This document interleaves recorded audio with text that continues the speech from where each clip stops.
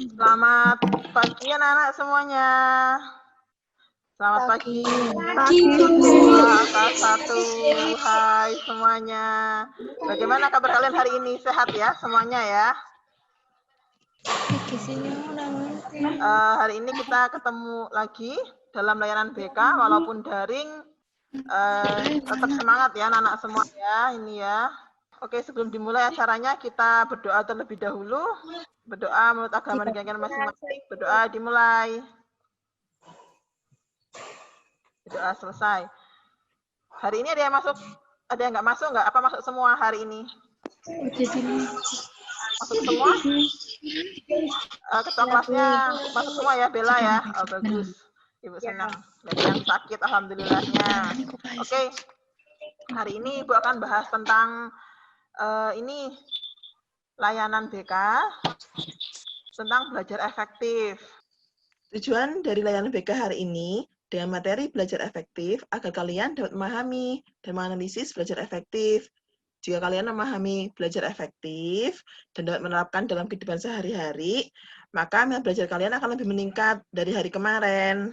Nah, nanti anak-anak semuanya kita akan berdiskusi ya dengan teman atau pasangan kita. Terus diskusinya tentang bagaimana belajar efektif tersebut agar kita nanti lebih minat belajar lagi. Lalu setelah itu baru kita sharingkan atau kita presentasikan secara bergantian. Seperti itu ya anak-anak semuanya ya. Nah, di sini ada cara belajar efektif dan efisien. Perhatikan dulu ya, nanti Ibu telangin, jelasin ke kalian. Nanti kalian perhatikan pengertian belajar. Nih, belajar adalah peristiwa perubahan sikap dan tingkah laku yang menetap, yang merupakan hasil pengalaman dan latihan dari belum bisa menjadi bisa. Selanjutnya ini, kebiasaan belajar yang salah yang sering dilakukan kalian. Pertama, belajarnya tidak rutin, pas ulangan saja belajarnya. Yang kedua, belajarnya diforsir, capean, baik fisik maupun mental kalian capek itu akan susah untuk belajar ya. Yang ketiga, belajar sambil tiduran, ganggu mata pasti. Belajar depan TV.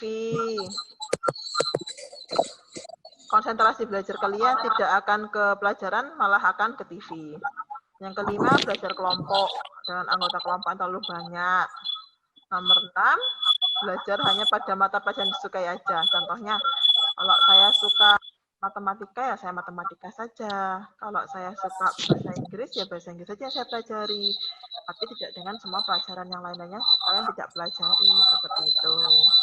Selanjutnya di sini ada, nah ini faktor-faktor mengaruhi hasil belajar. Ada kondisi internal, kondisi eksternal. Pertama, kondisi internalnya adalah fisik. Jadi kalau fisiknya bagus, maka kalian akan belajarnya lebih enak, kayak gitu. Kedua, psikis kejiwaannya. Kalau galau terus, belajarnya kurang baik, pasti. Ketiga, adanya niat belajar. Yang keempat, IQ, kecerdasan. Itu sangat mempengaruhi aktivitas belajar kalian. Yang kelima, minat kalian untuk belajar ada enggak? Kalau enggak minat ya udah susah belajar. Yang keenam, motivasinya. Kalau ada motivasi belajar ya udah ayo bareng-bareng untuk belajar seperti itu. Selanjutnya adalah sarana prasarana. Ini ada kondisi eksternal ya, ada sarana prasarana dan lingkungan sekitar. Kalau sarprasnya enggak menunjang, kalian malas belajar. Contohnya sepi, enak untuk belajar, pasti kalian senang. Atau rame, lingkungan sekitar rame itu kalian akan susah belajar. Ada 3 hal yang mendukung terhadap cara belajar efektif. Di antaranya belajar mandiri. Nah, belajar mandiri itu konsep pembelajaran atas inisiatif sendiri. Jadi di sini tuh ya udah saya mau belajar tanpa harus disuruh. Nah, itu belajar mandiri. Nah, kalau ada inisiatif sendiri itu, maka kalian akan senang untuk belajarnya, sergap caranya. Kedua, media belajarnya. Media belajarnya itu nggak bosenin. Bisa lewat, contohnya ya, lewat YouTube. Itu pasti senang banget untuk belajar. Yang ketiga, strategi atau cara belajar. Supaya efektif dan efisien, biar hasilnya optimal. Itu apa saja sih? Ini ada di sini. Nah, ini strategi belajar. Yang pertama, nyiapin buku yang akan dipelajari. Kedua, mempelajari buku paket. Ketiga, membaca buku pelajaran. Memahami setiap alinea. Mencatat hal-hal yang penting dalam buku. Untuk pelajaran non-eksata, biasanya kalian hafalan. Nah, silahkan bagaimana cara kalian menghafal. Sebentar kalian memahami dan menghafal pelajaran tersebut. Untuk pelajaran matematika, fisika, kimia, itu nulis rumus-rumus. Nah, kerjakan latihan-latihan soal, paling penting. Kalau nggak ngerti, tanya sama teman atau sama guru, jangan pernah malu.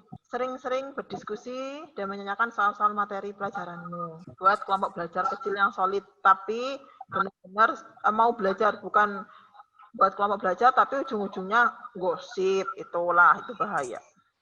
Nah, selanjutnya ini ada buku menurut Stephen R. Covey, Seven Habits of Highly Effective People.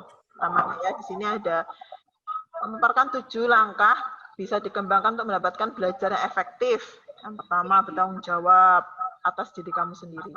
Merupakan tolak ukur sederhana Anda sudah berusaha menentukan sendiri prioritas waktu sumber-sumber terpenting dalam mencapainya. Oke. Yang kedua, pusatkan dirimu terhadap nilai dan prinsip yang kamu percaya. Nah, di sini teman jangan buat kamu mendikte kamu. Yang ketiga, kerjakan dulu yang mana yang lebih penting menurut kamu. Intinya prioritas yang kamu tentukan sendiri. Nah, ini selanjutnya. Anggap dirimu sebagai dalam situasi cooperation, bukan situasi win-win. Jadi, kerjasama. Kerjasamanya adalah persaingan yang bagus, yang sehat. Nomor 5, memahami orang lain itu lebih penting. Pasti harus bisa memahami teman kita. Solusi yang lebih baik. Kalau ada bahan yang mau kita diskusikan dan kita tidak mudeng, tidak paham, gitu, kita ngomong sama guru atau teman belajar yang lebih paham. Terus tantang dirimu secara berkesinambungan. Nah, ini jadi kamu itu belajarnya itu kan kayak gitu loh. Jadinya aku tuh belajarnya seperti ini. Aku harus seperti ini biar hasil belajarku bagus, nanti nilaiku baik, aku dapat ranking, atau aku kan kalau nilaiku bagus pasti nanti ke depannya aku bisa menggapai cita-citaku, seperti itu. Nah, di sini ada tugas mandiri. Itu nanti kalian bisa ini ya, bagaimana belajar yang efektif menurut kalian dan tulisnya di buku atau kertas. Nanti Ibu kasih waktu. Terus selanjutnya ini, mempresentasikan bagaimana belajar yang efektif menurut pasanganmu. Nanti dipresentasikan ya. Nah, setelah tadi kamu membaca dan menganalisis masalah belajar efektif, nanti ada tugas tugas mandirinya, bagaimana belajar yang efektif menurut kalian, itu saja di buku. Yang kedua, berpasangan. Nanti kalian berpasangan. Barata sama Lusmi, seperti itu. Tanyalah pada pasanganmu bagaimana sih belajar efektif. Nah, seperti itu. Ya, siapa yang mau duluan? Monggo, silahkan. Saya, Bu. Ya, Mbak Barata, silahkan. Gimana? Saya mencoba men-sharekan diskusi saya dengan teman saya. Iya. Jadi, seperti ini. Agar kita lebih minat lagi dalam belajar, kita harus tahu hal-hal apa saja yang mendukung belajar. Kalau kita sudah memahami hal-hal yang mendukung belajar, maka kita semangat dan minat untuk belajar.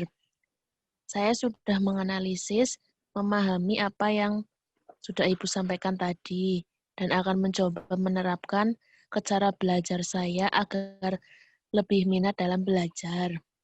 Seperti menyiapkan buku yang dipelajari, membaca buku selama 20 menit, mencatat hal-hal yang penting, mengerjakan yang lebih mudah dahulu, tidak mau malu bertanya, membuat kelompok diskusi, sering latihan soal. Ketika saya menerapkan cara belajar efektif, saya berharap nilai dan prestasi saya nanti ke depannya bisa lebih bagus lagi. Wah, bagus Mbak Barata. Harus semangat ya, agar minat belajarnya juga lebih bagus lagi. Dan mungkin ada teman sharingnya Mbak Lusmi mungkin. Ayo Mbak, bisa di-sharingkan. Iya, Bu. Ya, gimana? Ya, Bu.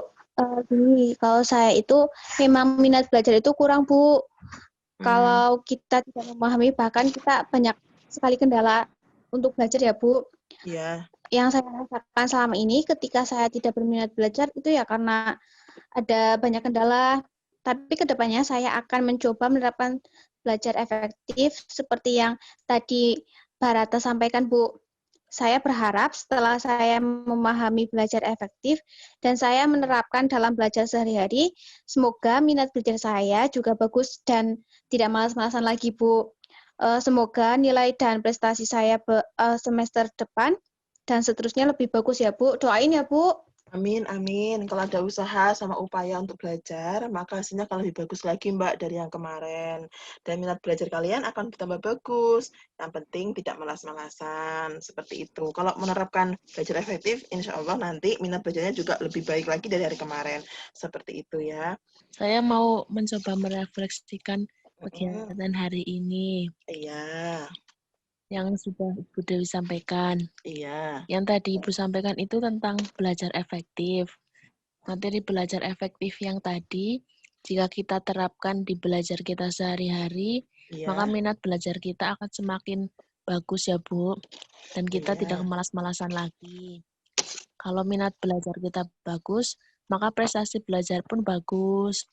Kalau kita dapat menghindari masalah atau kendala belajar, maka kita akan semakin semangat dan minat untuk belajar, Bu. Mungkin seperti itu refleksi yang bisa saya sampaikan. Terima Iya. kasih. Makasih ya Mbak Dewi. Oke, untuk hari ini kita cukupkan ya. Ibu sangat senang sekali, kalian antusias sekali dalam layanan BK hari ini. Walaupun daring anak-anak ya, semoga kalian ke depannya bisa menerapkan belajar efektif, sehingga kalian bisa minat dalam belajar lagi.